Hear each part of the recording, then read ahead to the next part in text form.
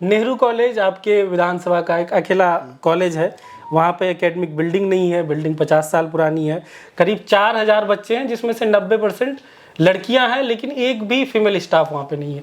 इसको लेकर आपने अब तक क्या पहल किया? लोग तो ये भी कहते हैं अब तक आप नेहरू कॉलेज गए भी नहीं है देखने।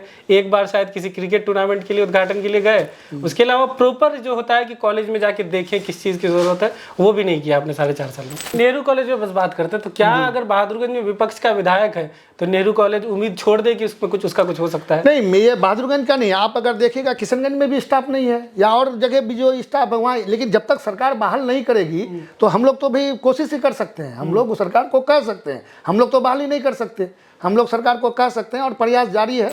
बहादुरगंज चिड़ागाछ रोड का क्या अपडेट है? 20 मई को आप सुनने में आप इसी 20 मई को उद्घाटन करने शिलान्यास करने वाले थे। राजद के एक युवा हैं, जामिया से पीएचडी कर रहे थे, मिरान हैदर, 5 सालों से करीब जेल में।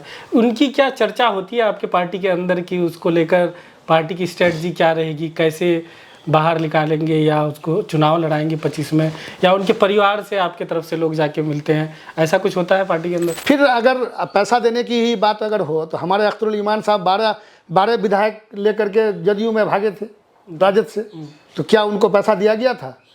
अगर उनका तजर्बा रहा होगा तो शायद, लेकिन हम लोगों को तो ऐसा कुछ नहीं हुआ। राजद के टिकट पे कोई बहादुरगंज से जीत नहीं पाया।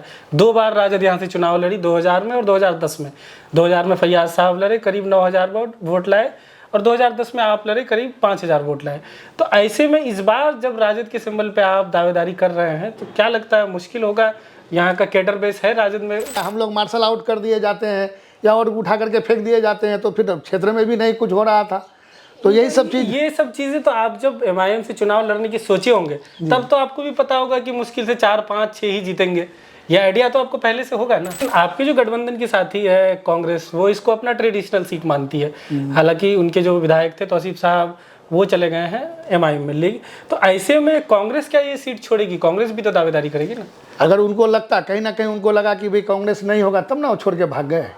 हाँ। तो ऐसा तो नहीं है, क्योंकि हम लोग कंफर्म है कि जैसे टिकट के लिए हम लोग को कहीं कोई संशय नहीं है। निसंद्रा असुरा घाट पुल बहुत मुश्किल से बनना शुरू होना था, लेकिन क्या नया विवाद आ गया? 1.5 किलोमीटर कौन शिफ्ट करवाना चाह रहा है? लोगों ने ये भी मांग किया था कि सुरजापुरी मंत्री कोई नहीं रहा उस कैबिनेट में, तो ये क्या आप लोगों की मांग को अनसुनी कर दिया गया? होता यह है कि एक माफिया चलता है नीचे से ऊपर तक। आपको पता नहीं कि ये सरकार में कार्रवाई नहीं होती है कि पदाधिकारी अगर किसी के खिलाफ अगर कंप्लेन करते हैं, उसके खिलाफ अगर कार्रवाई हो तो हम समझते हैं कि दूसरा पदाधिकारी डरेगा, लेकिन कार्रवाई नहीं हो पा रहा है।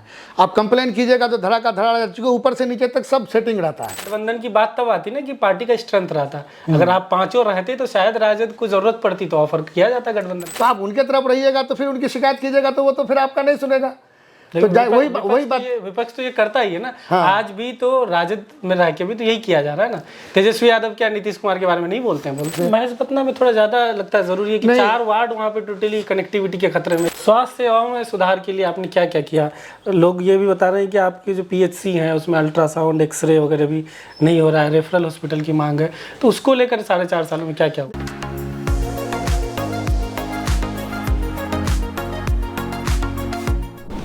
अभी हम किशनगंज जिले के बहादुरगंज विधानसभा क्षेत्र में हैं और हमारे साथ स्थानीय विधायक, राजद के विधायक मोहम्मद अंजार नईमी साहब हैं।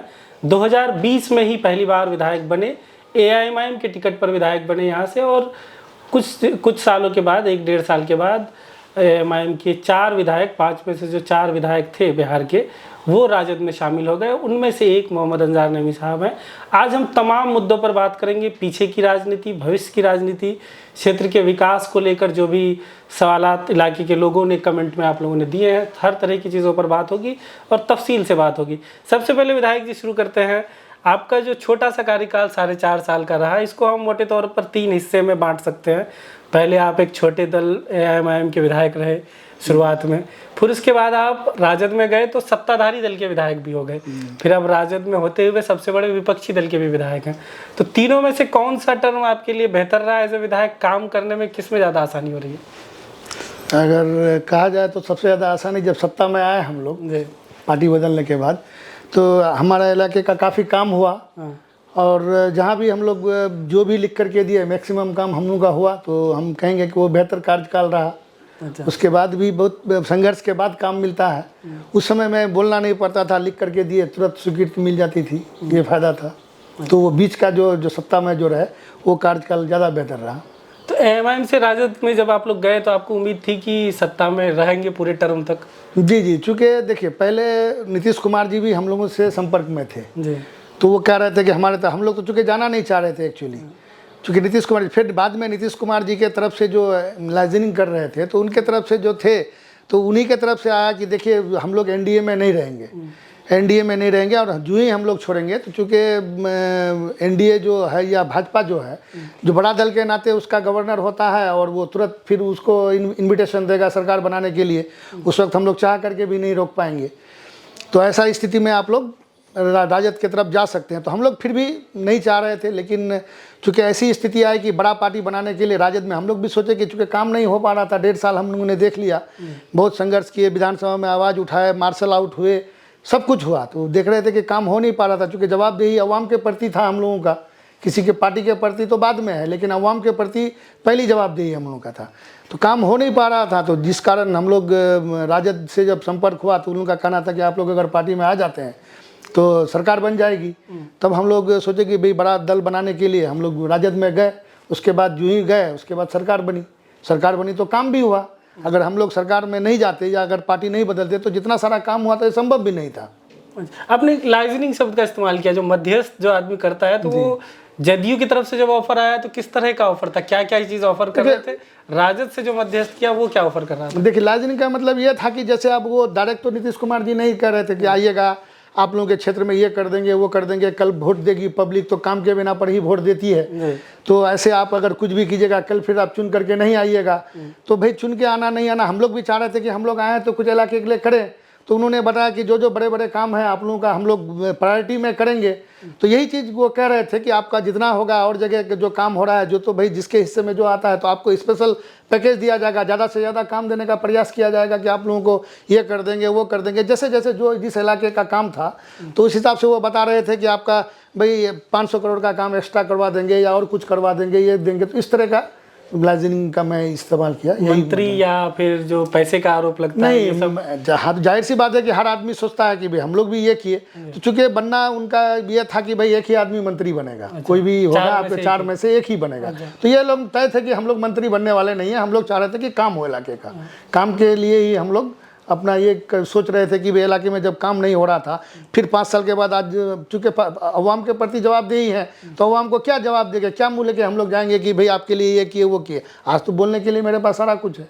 पैसे का आरोप आपके विरोधी लगा रहे हैं, तौसीफ साहब आपकी पुरानी पार्टी एमआईएम में चले गए, वो तो नंबर दे रहे हैं कि 6 करोड़ रुपया लेके गए हैं। देखिए आप कौन क्या लगाते हैं, आप खुद जानते हैं कि राजद आज 20 साल से विपक्ष में है, जिसके यहाँ आए दिन ED, CBI, income tax, NIA का छापा पड़ते रहता है। जो आदमी के यहाँ हमेशा कुछ ना कुछ जरा सी भी चेमगोई यहाँ होती है तो तुरंत छापा पड़ जाता है। तो ऐसे स्थिति में क्या वो पार्टी पैसे देने की स्थिति में है जो इतनी अमाउंट की बात करते हैं? फिर अगर पैसा देने की ही बात अगर हो तो हमारे अख्तरुल ईमान साहब 12 विधायक लेकर के जदयू में भागे थे राजद से, तो क्या उनको पैसा दिया गया था? अगर उनका तजर्बा रहा होगा तो शायद, लेकिन हम लोगों को तो ऐसा कुछ नहीं हुआ। हम लोगों के साथ ऐसा भाई हम लोग ये किए कि हम लोग काम करेंगे, काम देगा हम लोगों को। हम लोगों के साथ न्याय भी किया और उन लोगों का कहना था कि जैसे टिकट है, टिकट हम लोग का एश्योरिटी है कि भाई टिकट हम लोग को मिलेगी, तय है, इसमें कहीं कोई मतलब अच्छा, टिकट श्योर है कि इस बार आप चारों को टिकट मिल जी जाएगा? ये एकदम कंफर्मेशन था कि टिकट आप लोगों को दिया जाएगा, इसमें कहीं कोई मतलब ये नहीं है, संशय नहीं है। और जहाँ तक रहा सवाल कि काम, तो काम भी हम अगर समझते हैं, आप अगर पता भी कीजिएगा और विधानसभा में जो काम हुआ है या हम लोग का चारों के विधानसभा में मैक्सिमम काम देने का प्रयास किया गया। लेकिन आपकी विधानसभा में अगर राजद का हिस्ट्री देखें, राजद तो एक बार जीत नहीं पाई है, राजद के टिकट पे कोई बहादुरगंज से जीत नहीं पाया।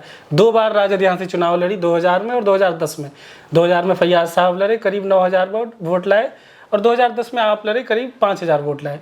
तो ऐसे में इस बार जब राजद के सिंबल पे आप दावेदारी कर रहे हैं तो क्या लगता है मुश्किल होगा यहाँ का कैडर बेस है राजद में का इस तरह का बहादुरगंज? नहीं, हम लोगों ने कैडर तैयार किया है, क्योंकि हम लोग जब पार्टी में आए तो फिर मेहनत किए, अपने लोगों को जोड़ने का काम किया इसमें। राजद से भी रहे हैं, इस्लामुद्दीन बागी साहब पहले भी रहे हैं। जनता दल से, राजद के हाँ, बनने तो से पहले। हाँ, राजद से पहले थे, मतलब जनता दल हुआ 97 में राजद बना, उसके बाद यहाँ से हाँ, हाँ, राजद से नहीं थे, लेकिन हम लोग जोड़ने का कोशिश किए हैं, और पर्सनली भी लोगों से हम लोग का अटैचमेंट है, एक इंटरेक्शन है। तो इंशाल्लाह हमको पूरी उम्मीद है, हम लोग अपने काम के बिना पर, अपना क्षेत्र में जो मेहनत किए हैं, जो लोगों से जुड़ने का काम किए हैं, इसके बिना पर पूरी उम्मीद है हमको। लेकिन आपके जो गठबंधन के साथी है कांग्रेस, वो इसको अपना ट्रेडिशनल सीट मानती है। हालांकि उनके जो विधायक थे तौसीफ साहब, वो चले गए हैं एमआईएम में लीग। तो ऐसे में कांग्रेस क्या ये सीट छोड़ेगी? कांग्रेस भी तो दावेदारी करेगी ना। अगर उनको लगता, कहीं ना कहीं उनको लगा कि भाई कांग्रेस नहीं होगा, तब ना वो छोड़ के भाग गए।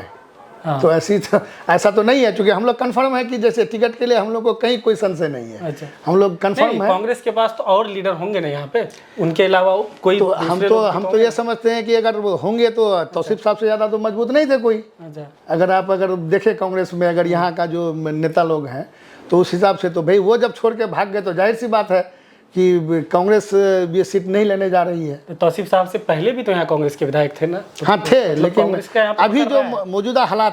मौजूदा हालात में उस टाइप का तो कोई था नहीं कि उस लेवल पर अभी जो क्या चुनाव लड़े। इस तरह की कोई चर्चा शुरू हुई है? कांग्रेस सीटें मांग रही है ऐसा आपके सुनने में? नहीं, ये तो अब हाई लेवल की बात है। अब हमारे जो शीर्षस्थ लीडर हैं वही तय करेंगे कि कौन सीट कौन लेगा। अभी तक तो हम लोग के इसमें नहीं है। ये तो हम लोग को नेता की तरफ से सिग्नल मिल गया कि आप लोग अपना मेहनत कीजिए, तो हम लोग अपने मेहनत में लगे हुए हैं। क्षेत्र का दौरा चल रहा है, लोगों से मिल रहे हैं, अपनी अपनी बात रख रहे हैं सब कोई। लेकिन आप देखें तो यहाँ पर आप जो पूरा किशनगंज लोकसभा क्षेत्र देखें, उसमें एक सीट किशनगंज आप अगर छोड़ दें, किशनगंज विधानसभा, उसके अलावा एक अमोर कह सकते हैं कि कांग्रेस के पास रही। तो कांग्रेस मानेगी कि 4 राजद को दे दे, 2 कांग्रेस रखे, बस पहले बराबरी का हिस्सेदारी होता था। हाँ, तो था, लेकिन ये होता है कि सिटिंग सीट को छोड़ करके ही शेयरिंग होता है। तो सिटिंग में तो चूंकि तय है कि जहाँ जिसका सिटिंग है वो उनको मिलेगा, उसके अलावा भी शेयरिंग होगा। मान के उनका यहाँ कम होगा तो दूसरे कंस्टिट्यूंसी में उनको ज़्यादा मिलेगा। लोकसभा कंस्टिट्यूंसी के हिसाब से भी अगर देखा जाए तो यहाँ अगर 2 सीट उनका है, जैसे अमोर और किशनगंज, तो और विधानसभा कटिहार है, पूर्णिया है, अररिया है, तो उनको और वहाँ शायद अधिक देगा। ये तो अब शीर्ष लीडर ही तय करेंगे कि भी किनको कहाँ दिया जाए, ये वही बेहतर बता सकते हैं। अच्छा, जब सरकार बन रही थी एक चीज़ जो छूट गया, आप लोगों ने ये भी मांग किया था कि सुरजापुरी मंत्री कोई नहीं रहा उस कैबिनेट में। तो ये क्या आप लोगों की मांग को अनसुनी कर दिया गया? ये हम लोग की तरफ से नहीं था, ये मीडिया ही की तरफ से था, या कुछ लोग ऐसा चाह रहे थे कि हमेशा से सुरजापुरियों का एक सरकार में भागीदारी रही है। लेकिन चूंकि लालू जी के टाइम में तो ऐसा था कि यहाँ से 6 मंत्री थे, जितने लोग जीत के गए थे सारे लोगों को मंत्री बना दिया गया था। तो ये शायद उसी बिना पर कुछ हम लोग देख रहे थे सोशल मीडिया में या प्रिंट मीडिया में, ये चीज़ देख रहे थे हम लोग। लेकिन हम लोग की तरफ से कोई डिमांड नहीं था कि हमको मंत्री बनाया जाए या हमको मंत्री बनाया जाए। ऐसा इस तरह का डिमांड करना चाहिए था ना, क्योंकि आप देखेंगे जातिगत गणना में जो इस तरह की इधर की जो 3 मेन मुसलमानों की जातियां हैं, सुरजापुरी, शेरशावादी, कुलैया, उसमें सबसे ज्यादा विधायक सुरजापुरी के हैं। तो फिर एक सुरजापुरी मंत्री होना चाहिए था ना। देखिए, असल ये था कि जैसे 4 में से हमको एक को मंत्री बनाना था। क्योंकि हम लोग नए नए पार्टी में गए थे, क्योंकि ये तय था, और उनका एक शाहनवाज साहब का एक बैकग्राउंड भी था। क्योंकि तस्लीम साहब एक काफ़ी इस इलाके में जाने माने लीडर रह चुके हैं, सीमांचल में उनका एक नाम था, तो उनके ही परिवार से थे। तो जाहिर सी बात है, तो हम लोग भी चाह रहे थे कि भाई उन्हीं को मौका दिया जाए। वो लीड भी कर रहे थे, तो उन्हीं वही मतलब उनको बनाया गया। हम लोग उसमें कहीं ये नहीं थे कि हम लोग को नहीं बनाया गया, तो ये अफसोस है। क्योंकि उस वक्त बात हुई कि 4 में से एक ही को मंत्री बनाया जाएगा। लीड क्या पार्टी से आप लोग को ले जाने में लीड कर रहे थे? किस चीज़ में लीड कर रहे थे? नहीं, वो जैसे आपको एक बीच में आई थी लाइजनिंग, अच्छा, तो वही बात कर रहे थे। तो हम लोग तो शुरू अंतिम दिनों तक चाह रहे थे, लेकिन चूंकि जब बताया गया कि भाई काम नहीं होगा, चूंकि हम लोग तो नए नए थे राजनीति में, वो लोग तो पहले से भी थे और बहुत पुराने राजनीतिक घराने से आ रहे थे। वो लोग जान रहे थे कि भाई अंजार भाई या जो भी थे, एसपी साहब थे, सब लोगों को कोई तैयार नहीं थे। तो भाई सारे लोग ये कर रहे थे कि भाई वो पुराने जो लीडर्स थे वो बता रहे थे कि काम नहीं कीजिएगा तो कल पब्लिक उठा मक्खी की तरह उठा के फेंक देगी। तो भाई फिर वही मसला आएगा, तो काम भी होना चाहिए। और हम लोग जिस पार्टी में है, कोई सुन नहीं रहा है हम लोगों का, कहीं कुछ हो नहीं रहा है, हम लोग मार्शल आउट कर दिए जाते हैं या और उठा करके फेंक दिए जाते हैं। तो फिर क्षेत्र में भी नहीं कुछ हो रहा था। तो यही सब चीज़ें तो आप जब एमआईएम से चुनाव लड़ने की सोचे होंगे, तब तो आपको भी पता होगा कि मुश्किल से 4, 5, 6 ही जीतेंगे। ये आइडिया तो आपको पहले से होगा ना? नहीं था, तो जैसे ये था कि भाई गठबंधन की सरकार बनेगी तो हम लोगों की भी कहीं ना कहीं भागीदारी होगी। अच्छा, आप ये चाह रहे थे कि एमआईएम राजद से गठबंधन कर ले? नहीं, जैसे सरकार अगर बनती, हम लोगों की जरूरत पड़ती तो गठबंधन कहीं ना कहीं भागीदारी अगर होती तो हो सकता है कि बेहतर होता। लेकिन आप लोग रहते तो वो मौका शायद आ चूंकि सकता हम लोग चूंकि देखे कि ये पार्टी किसी के साथ मिलकर रहना नहीं चाह रही थी, हम लोग नहीं, अख्तर साहब जैसे से भी अगर जब गठबंधन की बात तब आती ना कि पार्टी का स्ट्रेंथ रहता, अगर आप पांचों रहते तो शायद राजद को जरूरत पड़ती तो ऑफर किया जाता गठबंधन में। नहीं, सरकार चूंकि उस वक्त बन नहीं रही थी जब हम लोग आए, तो हम लोग तो उस टाइम में कुछ था नहीं। और हम लोग का ये था कि जैसे हम लोग तटस्थ थे उस समय में, हम लोग को एक तरफ स्टैंड करना था कि भाई हम लोग गठबंधन के तरफ हैं या एनडीए के तरफ हैं या नीतीश जी के तरफ हैं, लेकिन हो नहीं पा रहा था। हम लोग तो अपने बीच को अपना अकेला एक अलग रास्ता, तो इसमें कुछ हो नहीं पा रहा था। ना हमारे तरफ विपक्ष थे, ना सरकार के तरफ से लोग थे। हम लोग वादा सभी तरफ कर रहे थे, लेकिन हम लोग अपना स्टैंड कायम नहीं कर पा रहे थे।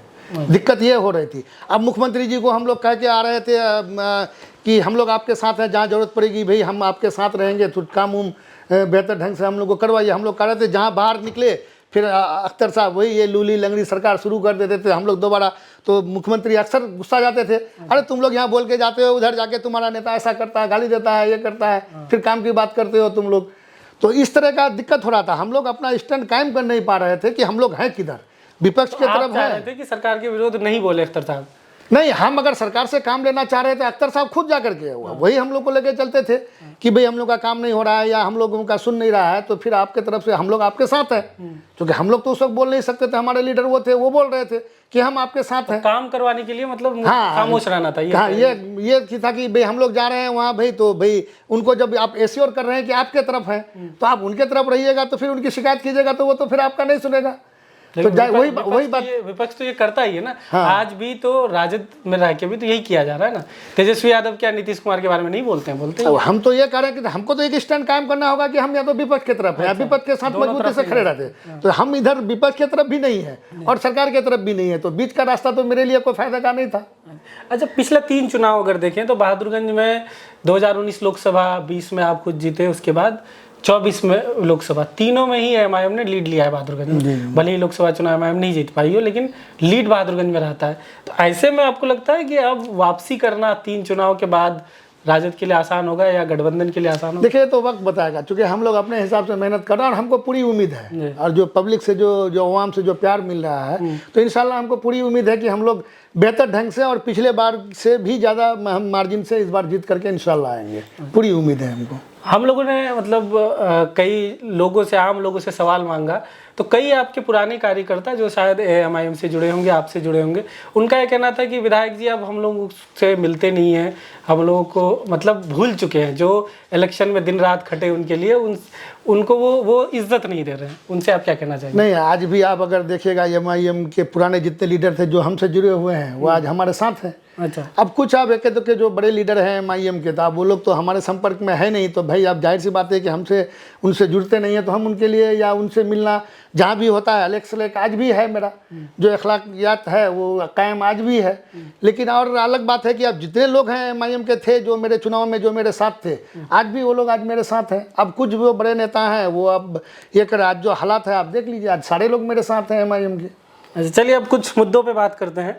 नेहरू कॉलेज आपके विधानसभा का एक अकेला कॉलेज है, वहाँ पे एकेडमिक बिल्डिंग नहीं है, बिल्डिंग 50 साल पुरानी है, करीब 4000 बच्चे हैं जिसमें से 90% लड़कियां हैं, लेकिन एक भी फीमेल स्टाफ वहाँ पे नहीं है।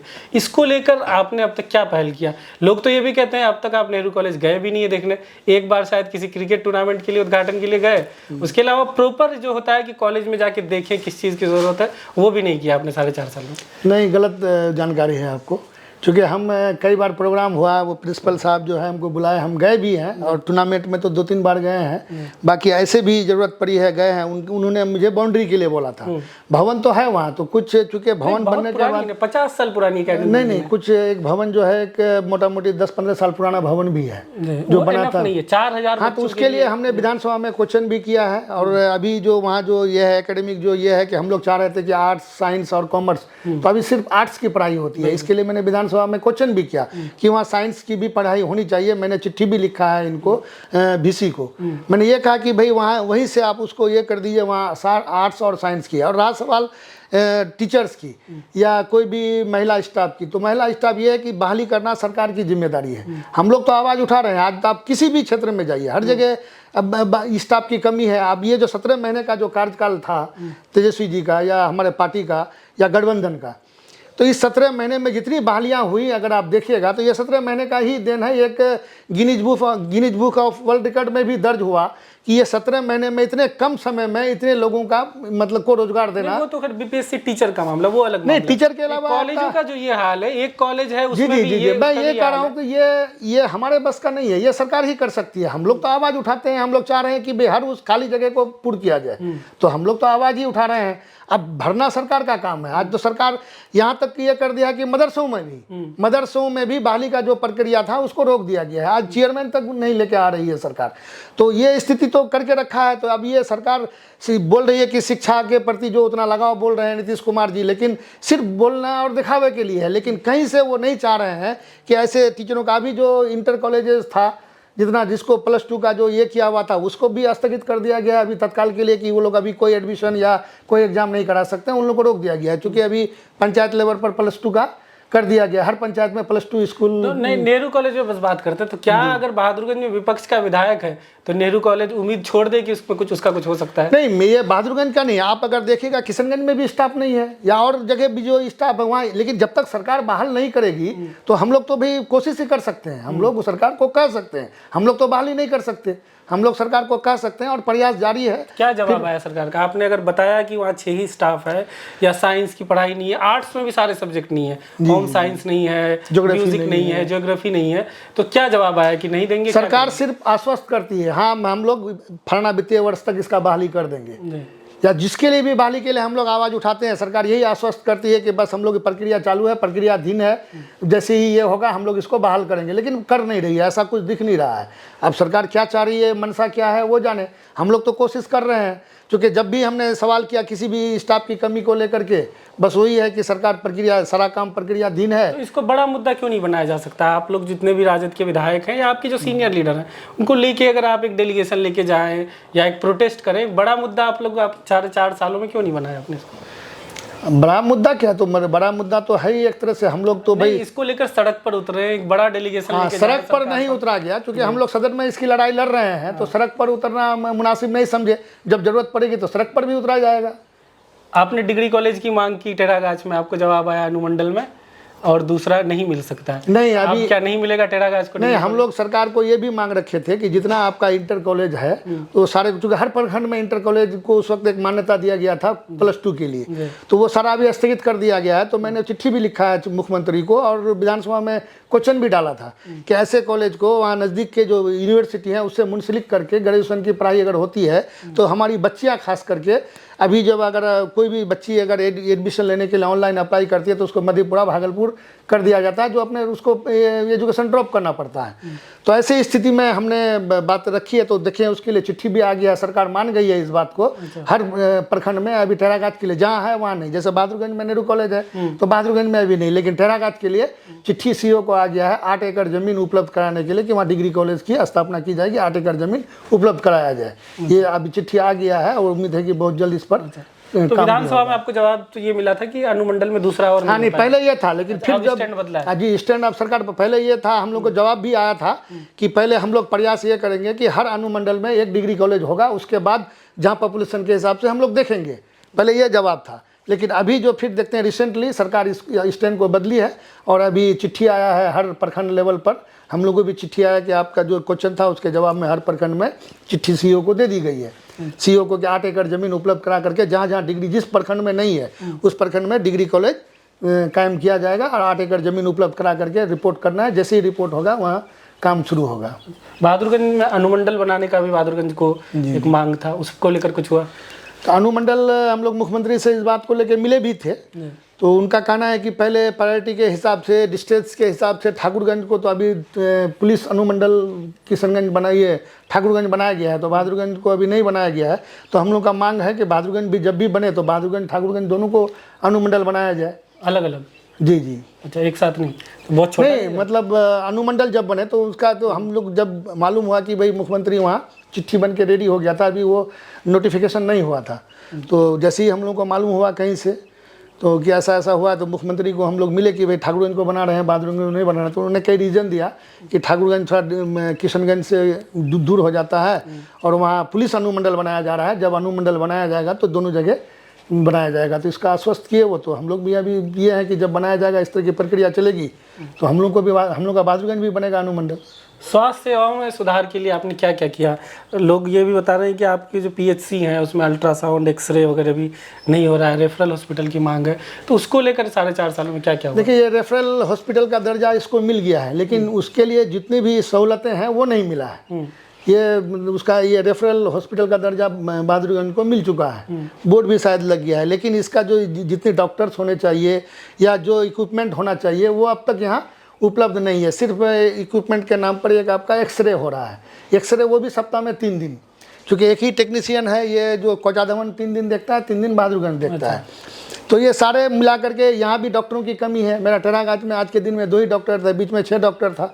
डॉक्टर लोग ज्वाइन करते हैं, फिर अपना वो पीजी के लिए फिर लीव ले लेते हैं, या उन लोगों का क्या सिस्टम है, उसी सिस्टम में आके मालूम हुआ कि फिर पीएससी खाली हो जाता है। कि आपको जानकारी है, तो फिर हल क्यों नहीं हो रहा है इसका? हल क्या, देखिए बहाली करना सरकार को है जी, बहाली सरकार करेगी, क्योंकि हम लोग तो भाई थे, जब ये तेजस्वी जी स्वास्थ्य मंत्री बने थे तो काफ़ी औचक निरीक्षण भी हो रहा था। सो बहुत सारे डॉक्टर 20-20 साल से जमे हुए थे एक एक हॉस्पिटल में, तो ऐसे ऐसे लोगों को हटाने का भी काम किया। ये लोग तो एक माफिया चल रहा है, एक स्वास्थ्य विभाग में एक माफिया काम कर रहा है, और मंत्रालय से लेकर नीचे तक जब तक ये ख़त्म नहीं होगा तो कोई यहाँ व्यवस्था भी सुधार नहीं होगी। जो भी डॉक्टर हैं, लेकिन बहादुरगंज में जो भी डॉक्टर है, अभी लगभग 12 डॉक्टर हैं यहाँ, तो सारा डॉक्टर अब जैसे ये आयुष उस मिला करके है, इसमें आपका आयुष भी है, आपका हेमोपैथ का भी है, और दूसरे डेंटिस्ट भी है, तो सारे को मिला करके लगभग 12 डॉक्टर हैं।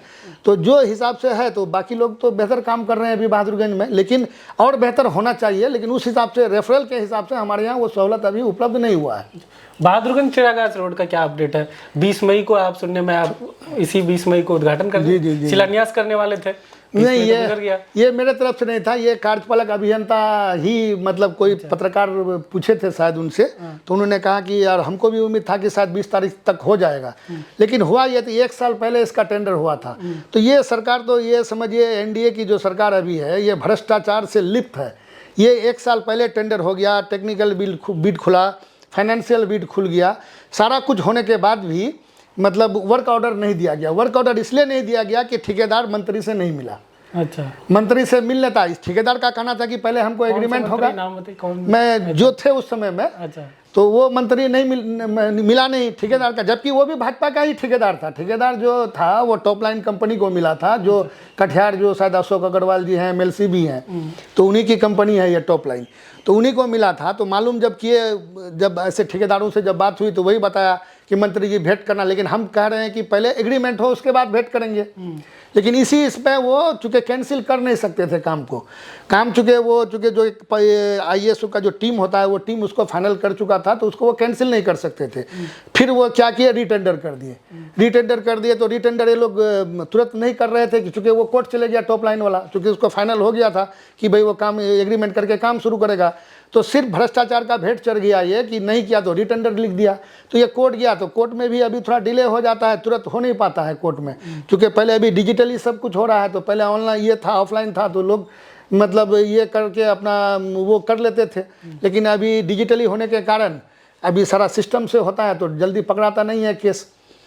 तो जब इनका ये हुआ तो मालूम हुआ कि तब तक फिर रीटेंडर भी हो गया। रीटेंडर होकर के कल परसों भी बात हुई है मेरा एग्जीक्यूटिव से, तो बताया वो पटना ही है, तो टेक्निकल बिड खुल गया है, फाइनेंशियल के लिए आदेश आ गया है, तो उम्मीद है, वो बोल रहे हैं कि इसी महीना में काम शुरू होने की पूरी संभावना है, लेकिन जून में हर हाल में काम शुरू हो जाएगा, इस बात की पूरी गारंटी है।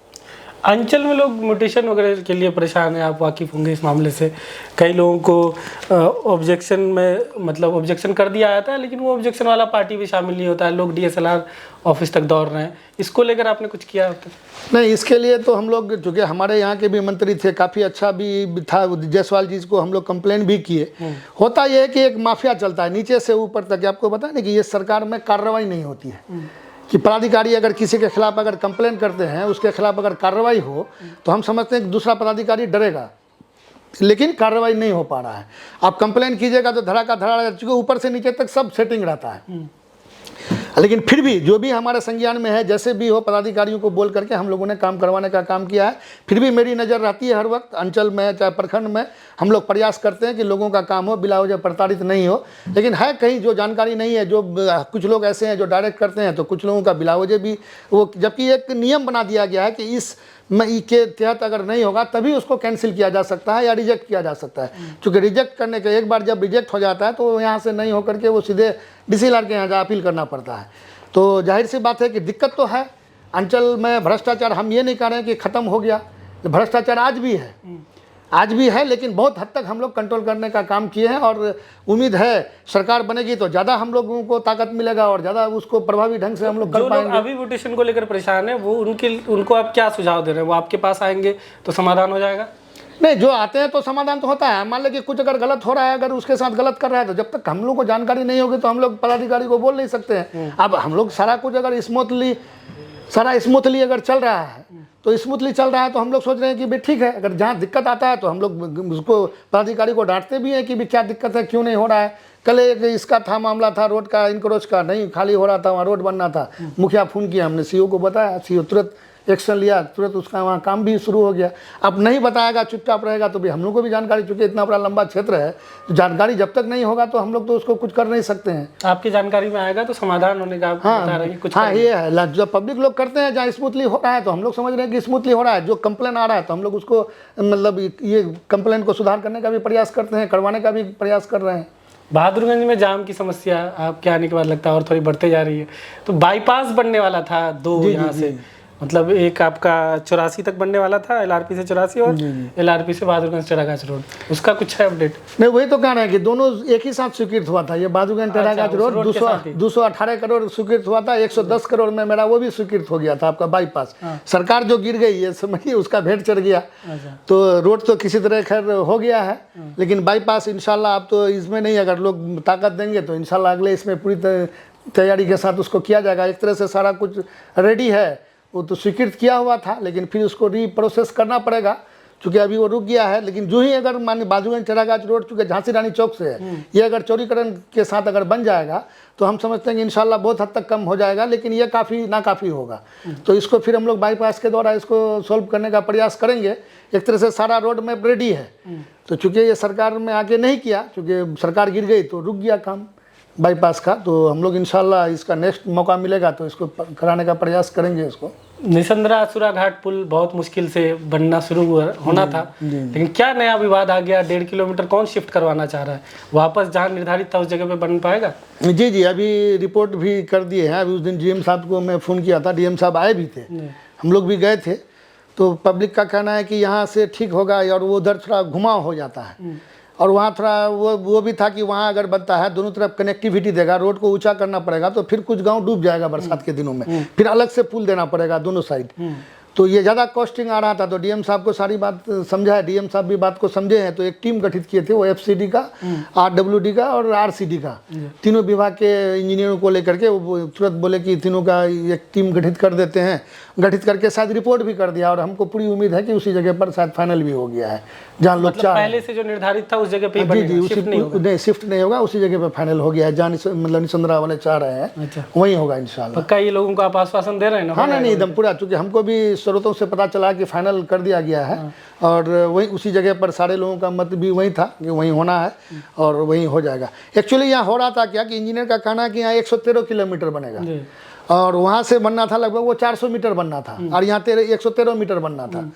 तो 113 मीटर 400 मीटर हम लोग के हिसाब से तो 400 मीटर वो बेहतर होता, क्योंकि आगे नदी का अगर तटबंध अगर चौड़ा भी हो जाए तो वो ज़्यादा बेहतर होता। लेकिन अब लोगों का एक सोच है कि नहीं यहीं बने, तो सारे लोग वहाँ DM साहब भी गए थे, सारे कार्यपालक अभियंता भी थे, तो सारे लोगों को लोग आश्वस्त भी किए कि नहीं ठीक है हम लोग देखेंगे इसको, और उम्मीद है कि वहीं जो लोग चाह रहे हैं वहीं होगा इंशाल्लाह। चिगावारी पंचायत का चुनामारी पुल का देखिए वो प्रोसेस में है। अभी 5 प्रायोरिटी में मांगा गया था हम लोग से, 4-5 महीना पहले की बात है। तो DM साहब बोले कि 5 हमको इमीडिएट भेजिए लिख करके, जो आपका प्रायोरिटी में है ये। तो 5 में 1 नंबर में हम चिगाबारी कुमारटोली पुल ही दिए हैं। और इंशाल्लाह अगर अभी कुछ पुल आ रहा है तो उसमें ये हो जाना चाहिए, 100% हमको श्योरिटी है कि ये हो जाएगा शायद। भटावारी हाट से यासीन टोला बनबरिया होते हुए दक्षिण धनगढ़ा रोड जो है, लोग पूछ रहे हैं इस कब रोड तक का बनेगा वो? टेंडर हो गया है अभी। जो लगभग 87 रोड बहादुरगंज प्रखंड का और लगभग 52-53 रोड, जिसमें 73 किलोमीटर बनना है आपका बहादुरगंज में और 49 पॉइंट कुछ लगभग 50 किलोमीटर टेरागाछ में और 14-15 किलोमीटर रोड बनना है आपका दिगल बैंक में, मेरे विधानसभा में। तो ये सारा टेंडर हो चुका है, एग्रीमेंट करके काम शुरू हो जाएगा इंशाल्लाह बहुत जल्दी ये सब में। आज़ाद चौक गुआबाड़ी होते हुए बहादुरगंज बाजार के लिए वहाँ पर नदी पर पुल, ये इस पुल के लिए हम लोग लिखे हैं, तो सरकार ये बताइए, क्वेश्चन भी किए थे हम विधानसभा में कि निधि की उपलब्धता जैसे ही होगी इसको बनाया जाएगा। इसके लिए अभी सिक्योरिटी नहीं है, लेकिन निधि उपलब्ध होने पर ये हो जाएगा। सरकार ये आश्वस्त किया है कि डीपीआर बन के तैयार है, निधि जैसे ही उपलब्ध होगी हम लोग इसको करवाने का प्रायोरिटी के हिसाब से काम करेंगे। बहादुरगंज पार्क का जीर्णोद्धार का मसला बहुत दिनों से अटका पड़ा है वहाँ, उसका क्यों नहीं कुछ हो पा रहा है? देखिए, नगर के थ्रू होना था, एलआरपी चौक में एक जगह को चिन्हित किया गया था पार्क के लिए, तो ये लोग शायद 400 करोड़ का डीपीआर बना करके भेजा है, अच्छा, जिसमें बस स्टैंड भी था। तो ये अभी शायद वो हुडको में, शायद हुडको या बुडको है, तो उसी में शायद ये अभी लंबित है। वहाँ से जैसे ही स्वीकृति मिलेगा, फंड मिलेगा, तो इंशाल्लाह वो भी काम नगर का हो जाएगा। नगर पंचायत का आप टेंडर नहीं वो नगर पंचायत के थ्रू होना है, क्योंकि वो ऑटोनोमस बॉडी खुद है, तो हम लोग हैं सपोर्टिंग में उसका कि हो जाए। तो वो नगर पंचायत से ही बनना है। वो 400 करोड़ का डीपीआर शायद गया हुआ है। मटियारी पुल का क्या हुआ? मटियारी पुल इंशाल्लाह मौका मिलेगा तो नेक्स्ट टाइम हम लोग मटियारी पुल करने का प्रयास करेंगे। उसके बाद अब अभी जितना ये सब पुल हो रहा है, उसके बाद हम समझते हैं कि आप जैसे अभी चुनामारी पुल गिनाए, और कुछ पुल जैसे मेरा एक काशीबाड़ी पिपरा पुल है, एक छोटा पुल लगेगा वहाँ, वो भी पुल हमारे इसमें है। एक बगुला हाजी हवाकोल का पुल है। तो इसी तरह 8-10 पुलिया अगर हो जाएगा तो मेरे यहाँ हम समझते हैं कि पुल की ज़रूरत ही ख़त्म हो जाएगी। अब एक नटवापाड़ा में भी है, मुखिया रफ़ीक साहब के घर के पास। तो इस तरह का बहुत सारा पुलिया है जो बहुत कम ही रह गया। हम लोग इस बार लगभग 100 से अधिक पुल बनाने का, लगभग 139 पुलिया बनाने का काम किए इस बार। और रोड तो खैर 200 कुछ पूरे विधानसभा में बना। तो हम लोग प्रयास कर रहे हैं कि इस बार आप अगर रोड का भी अगर आप लेंगे, अभी जो टेंडर हुआ है इसका होने के बाद, तो हम समझते हैं कि लगभग 25-30 ही कच्ची सड़कें रह जाएगी पूरे विधानसभा में, क्योंकि मेरे पास सारे का सर्वे रिपोर्ट भी है। और वही 8-10 पुलिया है। ये होने के बाद हम समझते हैं अगर लोग मौका देगा तो अगले 2 साल तक ये सारा कंप्लीट हो जाएगा इंशाल्लाह। कुरेली हाट से कोरोबाड़ी जो बॉर्डर तक जाने वाली सड़क है वो जर्जर है जी, वो बन रहा है, वो टेंडर हो चुका है, काम भी चालू है उसका। लगभग आपका लोहागड़ा साइड से काम स्टार्ट हो गया है।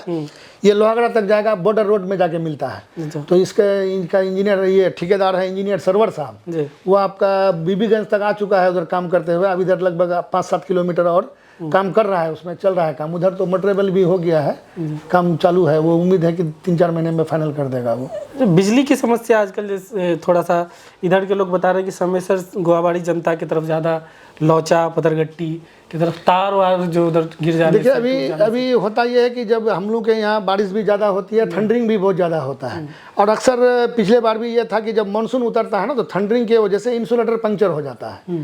जैसे उन लोगों का अपना इंजीनियरिंग जो ये है कि इंसुलेटर जो होता है तो पंक्चर हो जाता है। तो इंसुलेटर को जो डिफाइन करने के लिए, खोजने के लिए बहुत कम ये मिलता है। उसका कोई इक्विपमेंट नहीं बनाया कि तुरंत कि कौन सा इंसुलेटर पंक्चर हुआ है। तो ऐसा कुछ नहीं, एक को चेक करना पड़ता है इनको पोल पे चढ़ा के। तो अक्सर होता है कि उसमें थोड़ा डिले हो जाता है।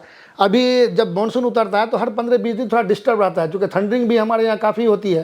तो कभी मतलब आपका ट्रांसफॉर्मेशन जल जाता है, कहीं ट्रांसफार्मर जल जाता है, तो और कुछ हो जाता है। तो इस तरह का ये 10-15 दिन जब ये हो जाता है, बारिश जब थंडरिंग कम हो जाता है, तो फिर ये अपने आप 10-15 दिन, मानसून उतरने के 10-15 दिन में रहता है ऐसा। लेकिन अभी ठीक है इंशाल्लाह। अभी तो हम समझते हैं कि कब लाइट जाता है पता भी नहीं चलती है। अब बीच में अभी आंधी आया था तो काफ़ी पोल गिर गया था, वायर कट गए थे, तो थोड़ा 2-3 दिन डिस्टर्ब रहा। ऐसा नहीं कि एकदम फुल टाइम डिस्टर्ब रहा। तो दिन में ठीक करके रात में सप्लाई करते थे लोग, लेकिन अभी फिर परसों से फिर ठीक है, अभी दिक्कत नहीं है। आपके टर्म में लोग बता रहे हैं एक भी नए कब्रिस्तान की घेराबंदी नहीं हुई। अभी भी कई ऐसे कब्रिस्तान हैं जो 4 दीवारी की जरूरत है जहाँ पे, तो क्या 4.5 साल में एक भी कब्रिस्तान आप पास नहीं?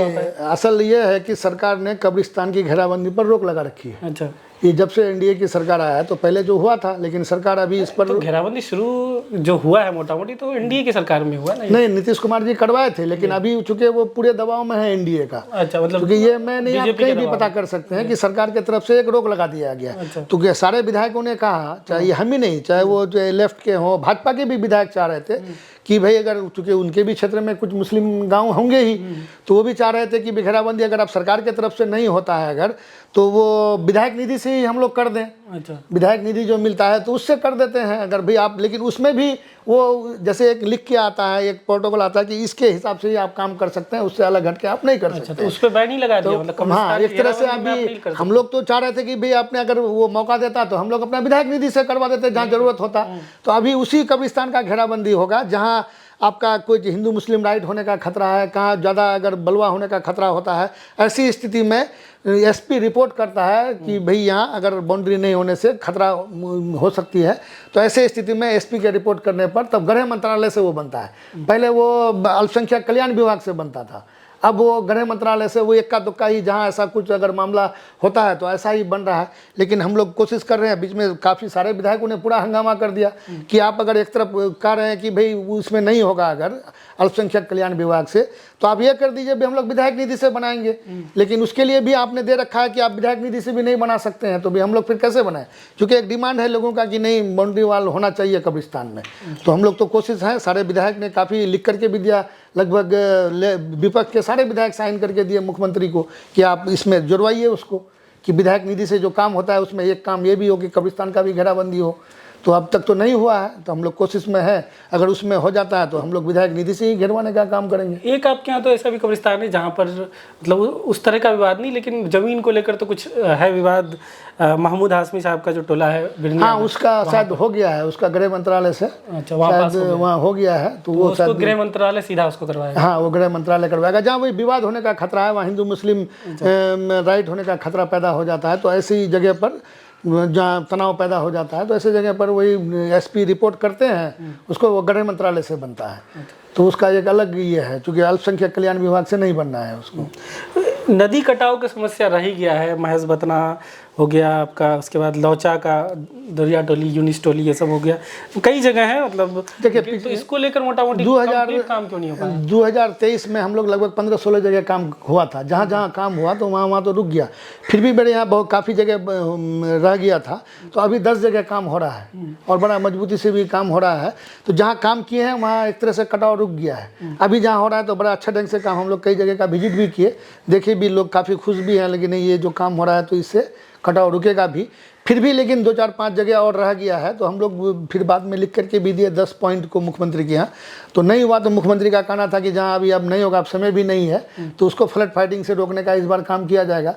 जो कि इनके पास संसाधन सीमित है, एक बार में सारा करा नहीं सकते हैं, और हम लोग पब्लिक को चाहिए कि भाई एक बार में करा दे, तो ऐसा संभव नहीं हो पा रहा है। क्योंकि 24 में तो किया ही नहीं, जब सरकार गिरी, सरकार गिरने के बाद हम लोग लिख के दिए, एक भी काम नहीं किया। 23 में हुआ था, 14-15 पॉइंट्स पर मेरा काम हुआ था, जहाँ जहाँ काम हुआ वहाँ रुक गया, वहाँ कटाव, नदी दूसरी तरफ चले गई वहाँ। लेकिन जैसे मटियारी था, आपका हवाकोल था, उसके बाद आपका हरड़िया बांसबारी था, यूनुस टोला लौचा जो आप गिनाए, उसके बाद खारी टोला महज बतना था, खारी टोला था। तो ये सब में बहुत बेहतर काम हुआ था। तो वहाँ कटाव तो रुक गया है, नदी की धारा दूसरी तरफ चले गई है। ऐसे 15-16 जगह पर काम हुआ था, अभी 10 जगह पर हो रहा है। जैसे अभी धापट टोला हो रहा है, आपका सुइया हो रहा है, आपका वहाँ हरड़िया में फिर हो रहा है, खारी टोला में, निसंदरा में हो रहा है। तो इस तरह का काम अभी 10 जगह पर हो रहा है। तो इंशाल्लाह बहुत हद तक कंट्रोल हो जाएगा ये। और जहाँ अगर 2-4 पॉइंट्स छूट गए, अगर ऐसा कुछ होता है तो उसको फ्लड फाइटिंग से। महज पटना में थोड़ा ज़्यादा लगता है ज़रूरी है कि 4 वार्ड वहाँ पे टोटली कनेक्टिविटी के खतरे में मतलब महज बतना का असल ये है कि वो रोड को लेकर के असल ये है। तो रोड तो बड़ा मुश्किल से बनवाया गया उसको, तो पिछले बार कट गया, तो फिर उसको जोड़ दिया कि कनेक्टिविटी दे दिया गया है। तो उस दिन जो हम लोग निसंदरा गए थे, तो डीएम साहब को भी वहाँ दिखवाए, तो डीएम साहब भी देखे। तो उसी दिन वो शाम में आरसीडी और आरडब्ल्यूडी के दोनों के इससे वो बात भी किए हैं। तो उस दिन बात हुई आरडब्ल्यूडी वाले से, तो उनका कहना है कि सर डीएम साहब लेकर के लिख के भेज दिए हैं कि किसको आदेश होगा, आरसीडी ये क्या आरडब्ल्यूडी वाले को या एफसीडी वाले को। तो एफसीडी अगर फ्लड कंट्रोल वाला करेगा, तो इनका कहना है कि ये लंबा काम है, ये फ्लड कंट्रोल वाला करे। और फ्लड कंट्रोल वाले का कहना था कि भाई हमको गाँव का नहीं है, रोड प्रोटेक्शन का मामला है, आरडब्ल्यूडी वाला करेगा। तो ये इसी में थोड़ा ये था। तो डीएम साहब रिपोर्ट शायद भेजे हैं, तो उम्मीद है कि 2-1 दिन में रिपोर्ट वहाँ से शायद ये आ जाएगा कि कौन सा विभाग करेगा, जिसको आदेश होगा तो उसको प्रोटेक्ट का काम किया जाएगा उसका। तो नगर पंचायत का वार्ड नंबर 5 याकूब टोला है, वहाँ लोग बता रहे हैं जो नदी है उसको सरकार नदी ही नहीं मान रही, इसलिए वहाँ कटान रोकने का काम नहीं हो पा रहा है। देखिए एक्चुअली हुआ यह है कि सरकार एक चिन्हित कर लिया है, जैसे मेरे क्षेत्र में है कौल, कनकी, रतवा। लेकिन वो भी तो पुरानी कनकी है ना। हाँ, तो ये नहीं, जैसे आप हर चीज़ का एक सिस्टम बना के रखा है सरकार। तो कौल, कनकी, रतवा, ये 3 नदी को ही हमारे यहाँ मतलब वो एफसीडी वाले काम करेंगे। उनका कहना है कि इसको 3 नदी को ही चिन्हित किया गया है, इससे अगर कटाव होगा तो इसको हम लोग करेंगे। बाकी का जो और है तो हम लोग बोले कि और जगह भी कटाव हो रहा है, तो उस वक्त तत्कालीन डीएम थे वो आपका ये क्या नाम था, आदित्य प्रकाश जी। तो उनको बोले कि भाई ये कैसे होगा, तो वो तो बोले कि भाई इसको मनरेगा से, तो मनरेगा बरसात में काम नहीं करती है। तो उन्होंने चिट्ठी लिखा, तो फिर दिल्ली सरकार को लिखा, केंद्र सरकार से आदेश भी आया। तो ऐसा जगहों पर मनरेगा से काम हो सकता है, मनरेगा उसको कर सकते हैं। लेकिन ये आप जो बता रहे हैं वार्ड नंबर 5 याकूब टोला, तो ये नगर में पड़ता है। तो नगर में पड़ने की वजह से ये नगर के द्वारा होना चाहिए था वहाँ, जो कि अभी पंचायतों में जहाँ छोटी छोटी नदियाँ कटाव कर रहा था, तो उसको मनरेगा से उसको काम करके रोकने का काम किया गया है। जहाँ नहीं हो रहा था हम लोग भी पीओ को बोल करके उसको करवाने का काम करवाए हैं मनरेगा से। अब ये नगर का मामला था, नगर का करना था, चूँकि प्रस्ताव लोग ये लोग कर सकते हैं कि ऐसा कटाव को रोकने का, लेकिन ये लोग नहीं किए हैं। अब तक पता नहीं क्या दिक्कत है, उसके बाद फिर कोई जानकारी भी नहीं मिली है। अब आखिर में कुछ हम मोटे मोटे जो राष्ट्रीय स्तर के सवाल है वो लेना चाहेंगे। राजद के एक युवा हैं, जामिया से पीएचडी कर रहे थे, मिरान हैदर, 5 सालों से करीब जेल में। उनकी क्या चर्चा होती है आपके पार्टी के अंदर की, उसको लेकर पार्टी की स्ट्रेटजी क्या रहेगी, कैसे बाहर निकालेंगे या उसको चुनाव लड़ाएंगे 25 में, या उनके परिवार से आपके तरफ से लोग जाके मिलते हैं, ऐसा कुछ होता है पार्टी के अंदर? देखिए ये तो हैदर जी का है मामला, तो है मालूम है हम लोगों को भी। जहाँ तक है उनके पार्टी के साथ हम लोग का, हमारे नेता संपर्क में तो हैं। अब क्या कर रहे हैं इसकी जानकारी तो मुझे नहीं है, लेकिन यह है कि संपर्क में हमेशा सहयोग के लिए तैयार रहते हैं। जैसे ऐसे मसलों के लिए वो आवाज़ भी उठाते हैं। अब क्या ये है तो वही बेहतर बता सकते हैं, और कर भी रहे हैं हमारे नेता जो हैं। मोस्टली देखा गया है कि हर मामले में इस तरह की, जहाँ जिस तरह की बात आती है, मुखर होकर के बात करते हैं। अच्छा, आपके पार्टी के अंदर मतलब चर्चा होती है, कोई स्ट्रेटजी बनता है कि नहीं हमारा एक युवा नेता जेल में बंद है तो क्या किया जाना चाहिए? कभी बड़े मीटिंग जो होते हैं उसमें? नहीं, मीटिंग में जब जिस संबंध में जिस सब्जेक्ट पर मीटिंग होती है उसी पर बात होती है। इस सब्जेक्ट पर कभी मीटिंग हुई नहीं है, लेकिन जैसे ऐसी बात आती है तो हमारे नेता एक टीम बना के रखा है, वो अपना काम कर रही है। इस सब्जेक्ट पे मीटिंग नहीं हुई, इस तरह का कोई नहीं, इस सब्जेक्ट पे हम लोग जैसे एक्चुअली होता यह है कि भाई पार्टी संबंधी मीटिंग होती है, या कोई जब ये सेशन शुरू होता है तो सत्र के संबंध में मीटिंग होती है। बाकी और उनके जो टीम के अपने जो वरिष्ठ लीडर हैं उनको लेके बातें हैं, तो हम लोग तो भाई उस लेवल पर नहीं ये करते हैं, लेकिन वो लोग अपनी बात करते होंगे, जाहिर सी बात है। हमारे और लीडर हैं तो हमारे जो शीर्ष लीडर नेतृत्व है वही बात करते हैं इस मामले में, और बात होती ही है। और एक जो चिंता है इस बार, अब जो है महागठबंधन में पहले की तरह मुस्लिम कैंडिडेट नहीं खड़ा किए जाते, टिकट कम दिए जाते हैं, लोकसभा में भी कम टिकट मिला। इस बार आप लोग कुछ डिमांड कर रहे हैं कि कम से कम इतना टिकट मुसलमानों को दिया जाए राजद के अंदर या महागठबंधन के अंदर? नहीं, जितना मैक्सिमम होता है, जहाँ जिस सीट निकलने की संभावना रहती है वहाँ दिया ही जा रहा है। अब ये सीट जहाँ कौन सीट कैसे निकलेगा, तो भाई कोशिश ये रहता है कि मैक्सिमम सीट निकले। अब कोई मुस्लिम लीडर निकालेगा, कोई या दलित नेता निकालेगा, तो ये तो भाई वहाँ के हालात के हिसाब से डिपेंड करता है और उसी हिसाब से तय होता है। तो कोशिश तो यही रहता है कि भाई जो सीट निकालेगा उसको टिकट दिया जाता है। और हम समझते हैं कि अगर ज़्यादा मुस्लिम विधायक है तो राजद में ही है आज के डेट में, अगर मुस्लिम विधायक हैं, या कांग्रेस में ही है, और पार्टियों में तो है नहीं। भाजपा तो टिकट देती ही नहीं है। आज अगर मैक्सिमम जितना आप अगर विधायक है, आज 24 या 27 विधायक हैं, तो आज राजद से और कांग्रेस के ही है और लेफ्ट के ही है। ठीक है, तो बहुत बहुत शुक्रिया। ये थे हमारे साथ मोहम्मद अंजार नईमी साहब, बहादुरगंज के विधायक, राजद से विधायक हैं और 20 में ही पहली बार जीते हैं। तमाम सवाल जो भी आपने कमेंट में डाले थे, हमने लगभग सारे सवाल इनसे पूछे। काफ़ी लंबा इंटरव्यू हुआ, आप इंटरव्यू देखें और कमेंट में ज़रूर बताएं कि इंटरव्यू आपको कैसा लगा। शुक्रिया।